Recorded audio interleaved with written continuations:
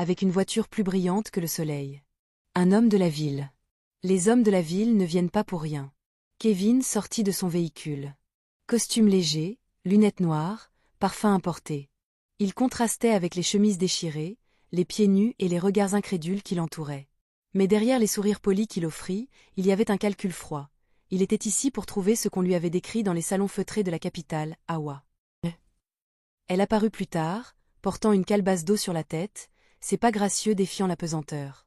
Le soleil couchant faisait briller ses tresses, et ses yeux sombres se posèrent un instant sur Kevin. Ce regard, à la fois pur et profond, fit trembler quelque chose dans le cœur de l'homme.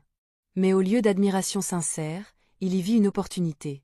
Il s'approcha, le sourire parfait. « Tu dois être Hawa. On m'a beaucoup parlé de toi. » Elle le fixa, sans répondre d'abord. Dans son silence, il y avait une force tranquille.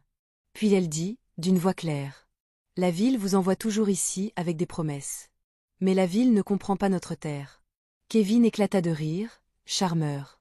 Mais en lui, une certitude se formait, cette femme était bien plus qu'une paysanne.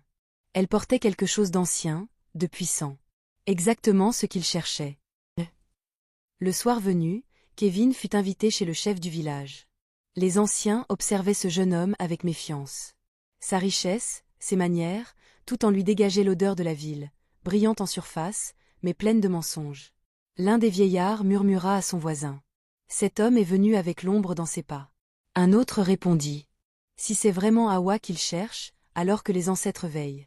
Car une fille née avec leur souffle n'appartient pas aux hommes. » Mais Kevin, ignorant ces murmures, ne voyait qu'une chose, il devait avoir Hawa, peu importe le prix. Dans la nuit, tandis que les tambours du village résonnaient au loin, Hawa leva les yeux vers la lune. Elle avait senti dans le regard de Kevin